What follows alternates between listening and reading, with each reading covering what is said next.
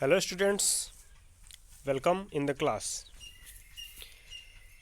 Design of shaft के एक और न्यूमेरिकल प्रॉब्लम के साथ मैं आप लोगों से जुड़ रहा हूं। ये क्वेश्चन थोड़ा सा डिफरेंट होने वाला है प्रीवियस क्वेश्चंस से। ऐसा इसलिए क्योंकि जितने अभी हमने क्वेश्चन सॉल्व किए हैं इस चैप्टर में, उन सब में जो सैफ्ट पर बेंडिंग मोमेंट और ट्विस्टिंग मोमेंट अप्लाई हो रहा था वो कांस्टेंट नेचर का था, वो टाइम के साथ वेरी नहीं कर रहा था। लेकिन कई ऐसी रियल लाइफ सिचुएशंस होती हैं जिनमें shaft under fluctuating bending moment और ट्विस्टिंग मोमेंट होते हैं।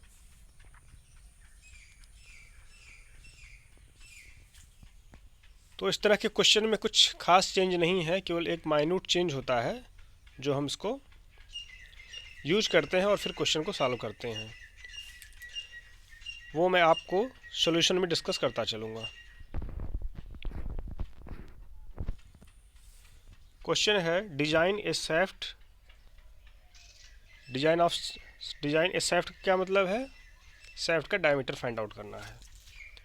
Design a shaft to transmit power from an electric motor to lathe head stock through a pulley by means of a belt drive. यानी कि pulley और belt का use किया गया है पावर को ट्रांसमिट करने के लिए। जैसा कि आप फिगर में देख सकते हैं, एक सैफ्ट है जो कि एक जगह बियरिंग पर सपोर्टेड है और इसके दूसरे एंड पे एक पुल्ली लगी है। इस पुल्ली के जस्ट नीचे इलेक्ट्रिक मोटर लगी हुई है।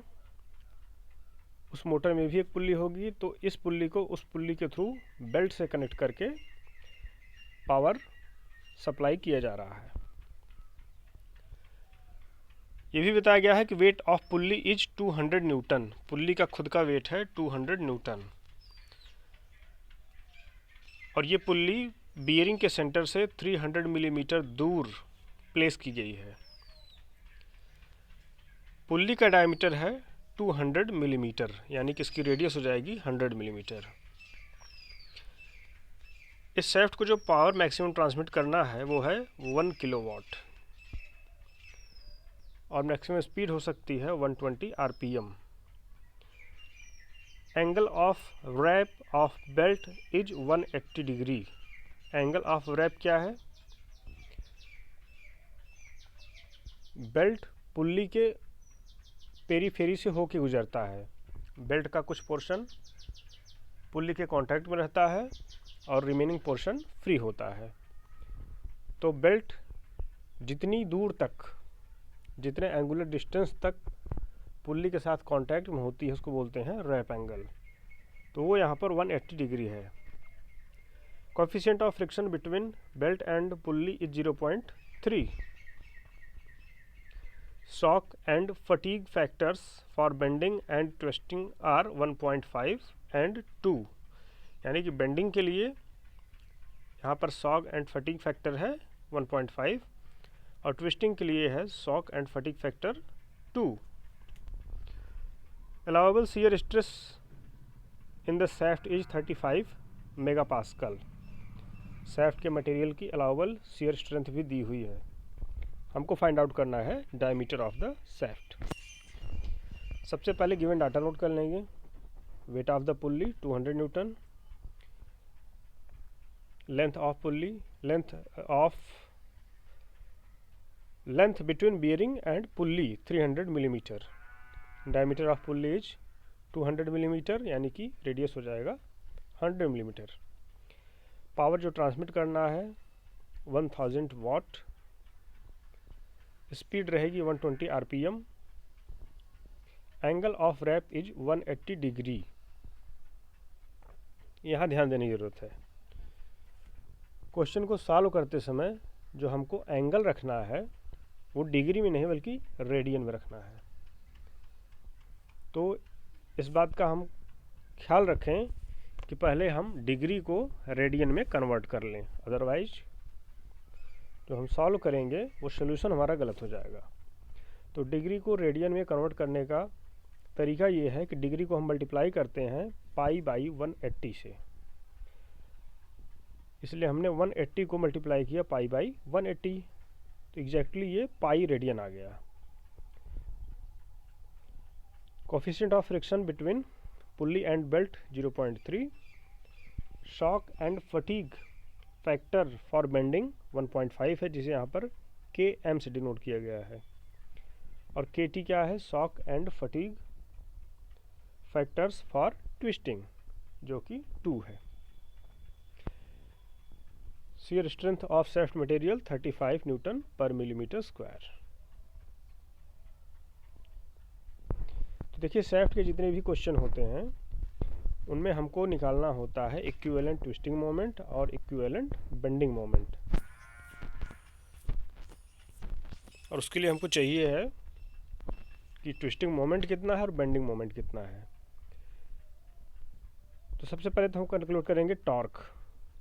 ये शाफ्ट, इसमें कितना टॉर्क प्रोड्यूस हो रहा है, तो पावर के फार्मूले से T = 60P divided by 2πN। Power है 1000 वाट और N है 120 RPM। इन दोनों की वैल्यू पुट करिए तो यहाँ से टॉर्क आ जाएगा 79.6 न्यूटन मीटर। इसको यहीं पे कन्वर्ट कर लेते हैं, 79.6 इंटू 10⁻³ न्यूटन मिलीमीटर। अब देखिए पुल्ली बेल्ट अरेंजमेंट में 2 फार्मूले बहुत ही कॉमन हैं और हम लोगों के यूज के हैं। पहला तो ये कि अगर हम T1 को मान लें कि ये है tension in the tight side of the belt और T2 को tension in the slack side of the belt, तो T1 और T2 का जो रेशियो होता है वो होता है =E⁻μθ। म्यू है coefficient of friction between belt and pulley और थीटा है एंगल ऑफ रैप। तो देखिए थीटा को यहाँ पर रेडियन में रखा गया है, जो हमने कैलकुलेट किया था पाई रेडियन। तो यहाँ से T1 और T2 का जो रेशियो आया वो आया 2.57। ये एक इक्वेशन बन जाएगा यहाँ। दूसरा बेल्ट पुल्ली अरेंजमेंट में हम लोगों ने एक इक्वेशन पढ़ा था कि torque transmitted T = T1 - T2 multiplied by R, यानी कि रेडियस ऑफ पुल्ली। तो टॉर्क हम कैलकुलेट कर चुके हैं पहले ही पावर के फार्मूले से, 79.6 into 10⁻³ = T1 - T2 into R। R है 100, तो T1 - T2 कितना आ गया, 796 न्यूटन। ये हो जाएगा इक्वेशन नंबर 2। इसके बाद इक्वेशन 1 और 2 की हेल्प से हम कैलकुलेट कर सकते हैं T1 की वैल्यू और T2 की वैल्यू। तो T1 आ जाएगा 1303 न्यूटन और T2 आएगा 507 न्यूटन। तो किसी भी क्वेश्चन में ट्विस्टिंग मोमेंट निकालना काफ़ी इजी होता है। जो हमको ज़्यादा एक्सरसाइज करनी होती है वो होती है बेंडिंग मोमेंट के लिए।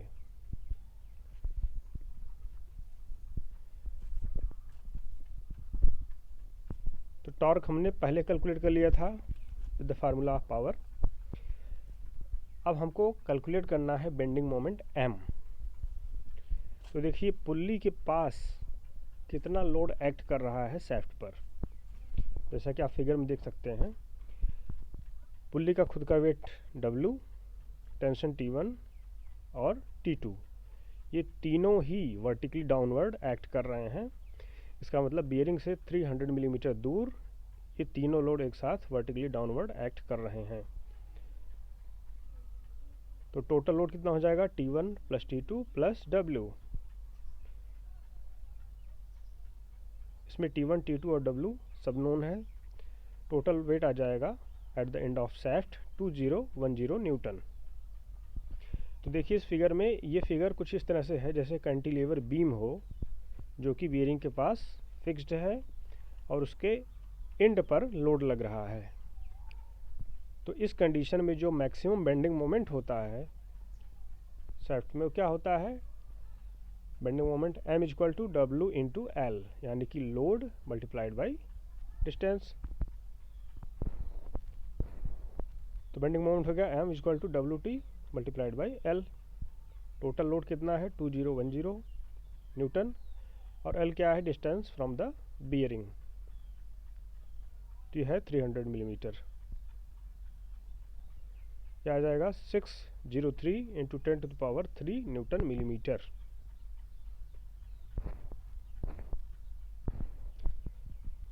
अब हम एज्यूम कर लेते हैं कि diameter of shaft is d millimetre, तो इक्विवेलेंट ट्विस्टिंग मोमेंट कितना हो जाएगा √, देखिए अगर बेंडिंग मोमेंट और ट्विस्टिंग मोमेंट कांस्टेंट होता है तो इक्विवेलेंट ट्विस्टिंग मोमेंट कितना होता है T = √m² + t²। लेकिन अगर बेंडिंग मोमेंट और ट्विस्टिंग मोमेंट फटीग नेचर का है तो हम बेंडिंग मोमेंट के साथ Km का मल्टीप्लाई कर देते हैं और ट्विस्टिंग मोमेंट के साथ Kt का मल्टीप्लाई कर देते हैं। ये दोनों क्या है shock and vibration factor for bending and twisting. तो सबकी वैल्यू पुट कर दीजिए, यहाँ आ जाएगा equivalent twisting moment 918 into 10⁻³ Newton millimetre. अब हम लोग ये भी जानते हैं कि इक्विवेलेंट ट्विस्टिंग मोमेंट होता है π/16 टाउ d क्यूब के बराबर, तो 918 इंटू 10⁻³ = π/16 टाउ कितना है 35 और d क्यूब, यहाँ से हम d कैलकुलेट कर सकते हैं, तो d आएगा 51.1। लेकिन 51.1 डायमीटर एक स्टैंडर्ड डायमीटर नहीं है शाफ्ट का, इसलिए जो अगला स्टेप है यानी कि 55 मिलीमीटर वो हम अडॉप्ट कर लेंगे as design diameter of the this shaft.